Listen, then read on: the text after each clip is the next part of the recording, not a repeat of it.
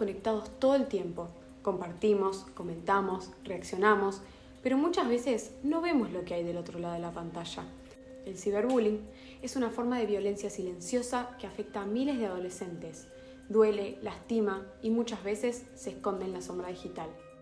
En este documental vamos a escuchar testimonios reales para entender cómo esta problemática atraviesa la vida de los jóvenes y qué podemos hacer como adultos, educadores y sociedad.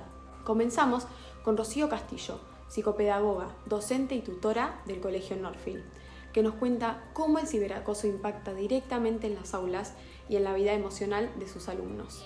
Para mí el ciberbullying es un acoso, una forma de molestar de manera constante, permanente y por un largo periodo de tiempo a una persona, destinado capaz de varios o de uno hacia otro, donde hay varios espectadores y varias gente como cómplice riéndose de la situación. Siento que siempre hay una persona donde sufre todo esto. Yo creo que ahora con el uso masivo de las redes y cada vez más chicos, se comentan cosas que capaz no se dirían en la cara, o muchas veces ahora están como estos challenges donde suben una foto y dicen quiénes son tus mejores amigos y dejan capaz deliberadamente a alguien afuera. Creo que de esa manera. Generalmente el cole tiene como una intervención más preventiva. Nosotros desde tutorías trabajamos una vez por semana con los chicos y trabajamos diferentes temáticas. En primer año empezamos a trabajar lo que es redes sociales, el uso consciente, acorde a la edad, y trabajamos mucho estas cosas como las normas que uno tiene que tener, el respeto, recordar que siempre hay una persona del otro lado, como bajar un poco a tierra esto del perfeccionismo que ahora vemos en redes. Entonces trabajamos mucho desde este lado. Creo que es una manera como de prevenirlo más que intervenir en cuando el hecho ya se dio. En estas situaciones suelen aislarse, les cuesta acudir a adultos porque sienten que son como los buchones o que los otros van a sufrir las consecuencias y van a quedar peor todavía o los van a acosar más todavía, entonces les cuesta hablar.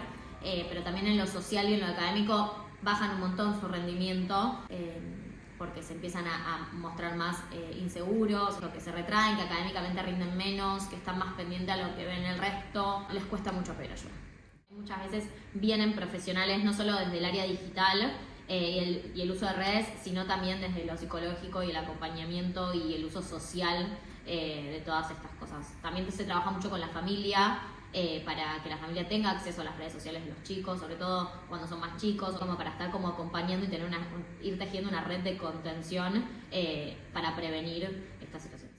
No están solos, que hay mucha gente acompañándolos y que los quiere un montón, que las redes es un medio donde mucha gente dice muchísimas cosas sin medir las consecuencias, y uno tiene que saber correrse de esos espacios y cuándo bloquear, cuándo dejar de leer, porque uno no vive dentro de las redes, vive en el mundo real donde muchas de esas cosas no se ven, no se piensan, no están tan presentes como parecería que lo están en el mundo de las redes sociales.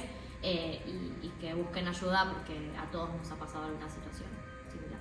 El trabajo desde lo emocional es clave, pero también lo es entender el rol que tiene la tecnología en todo esto. Para profundizar en este aspecto, hablamos con Laura Belsunce, coordinadora de tecnología del Colegio Northfield, quien aporta una mirada fundamental sobre cómo se vive el ciberbullying desde el uso de redes, dispositivos y entornos digitales. Y el ciberbullying en realidad es el acoso sostenido entre pares en el tiempo, y el ciberbullying sería con medios tecnológicos o digitales, que eso es lo que potencia mucho más el bullying porque se replica y se viraliza y es como que se potencia de otra manera. En primaria es más por los grupos de WhatsApp o por Instagram, de por ahí cargarse, molestarse con el cuerpo, con no invitarse a la casa, con sacarse o no de los grupos. Ya en los adolescentes se juegan otro tipo de cosas como la sexualidad. Bueno, el cuerpo sigue persistiendo, pero por ahí te impacta de otra manera, mucho más. Y quizás también por ahí con las imágenes personales, íntimas. Creo que se juegan mucho más esas cosas y que impactan mucho más en la vida de un adolescente. Los alumnos en general se revolucionan bastante y nosotros como institución tratamos siempre de tomar el tema, tenemos un equipo de orientación y junto con el área de tecnología nos ponemos a investigar qué pasó. También tenemos un equipo técnico, a veces necesitamos de soporte técnico, necesitamos saber desde dónde vino, a veces las familias quieren saber quién fue, que haya sanciones. Bueno, nosotros en realidad más que sanciones tratamos de acompañar para que los chicos reflexionen, para que podamos seguir educando en estos temas para que no vuelva a pasar y que sea algo preventivo. Estamos asistiendo a una etapa, una era donde los chicos, es verdad, están muy expuestos, están muy solos en las redes y están en un estado de vulnerabilidad muy grande. Así que nos preocupa, también estamos viendo que acceden a distintos, más allá del ciberbullying, a distintos contenidos de pornografía, de violencia, en los que no están preparados para nada para poder tramitar. Así que bueno, es un tema que también estamos tratando de prevenir y de hacer talleres y de hablar con las familias, porque es algo sí preocupante. Y es el rol fundamental. Creo que la familia es la que debe velar, porque los chicos acceden a la tecnología en sus casas, a través de sus familias. Los que les entregan el celular o la tablet son sus familias. Nada, es un arma que les abre un montón de puertas para bien y para mal, y sobre todo para mal, sobre todo si son chicos. Me parece que son los que se tienen que involucrar. Y el mensaje que les damos a los chicos es: hablen con un adulto de confianza, no se callen por más que estén amenazados, que muchas veces pasa que son amenazados, háblenlo, sobre todo acérquense a un adulto, eso. Y a los adultos responsables es que los miren, que estemos atentos, que está pasando, que sucede, que no demos por sentado que no, y bueno, que demos espacios para charlar también sobre esos temas, que estemos acompañando, que no miremos para otro lado. Detrás de cada reflexión profesional hay historias reales y muchas veces silenciosas. Agustina vivió en carne propia lo que significa ser víctima del ciberbullying en plena adolescencia. Su testimonio nos acerca a la dimensión más íntima, dolorosa y transformadora de esta problemática. Yo a los 15 años me cambié de colegio. Ya se empezaba a usar un poco lo que eran las redes sociales, más que nada Instagram, en su momento usaba Snapchat también. Los compañeros que yo tenía se ponían de acuerdo para molestarme con cosas de físico, principalmente. Yo tenía unas orejas muy grandes y me molestaban más que nada con eso, y se completaban todos.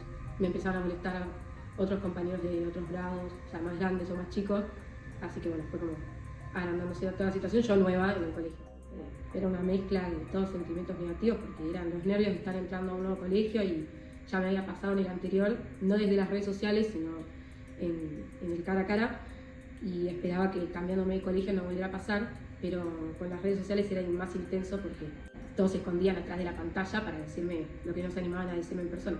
Entonces era bastante feo, mis amigas también se empezaron a burlar, entonces fue bastante difícil.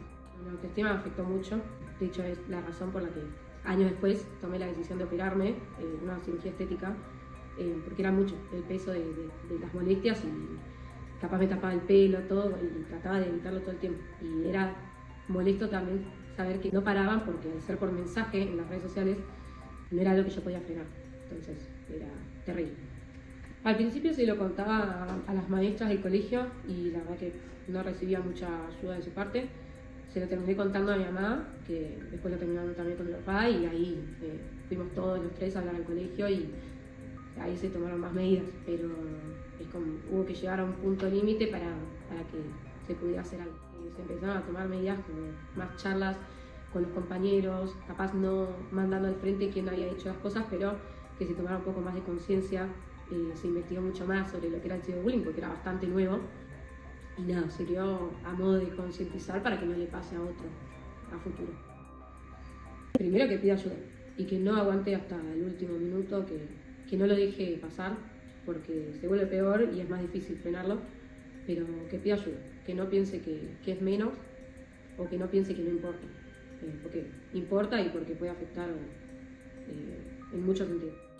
Que está bueno, capaz en algún momento ponerse a pensar si fue uno el que lo hizo, porque muy probablemente uno fue parte, fue cómplice o fue culpable de algún tipo de bullying y no se da cuenta, y que está bueno reconocerlo para el día de mañana no hacerlo de vuelta. Escuchando estos testimonios, podemos ver que el ciberbullying no es solo un conflicto entre adolescentes, es una forma de violencia que puede dejar marcas profundas, aislar, silenciar y dañar el autoestima de quienes lo sufren. Pero también es algo que se puede prevenir. Escuchar, estar presentes, no minimizar lo que pasa en el mundo digital y actuar a tiempo puede marcar la diferencia. Como adultos, como educadores, como amigos o familia, tenemos la responsabilidad de no mirar para otro lado, porque en la sombra digital el silencio también duele.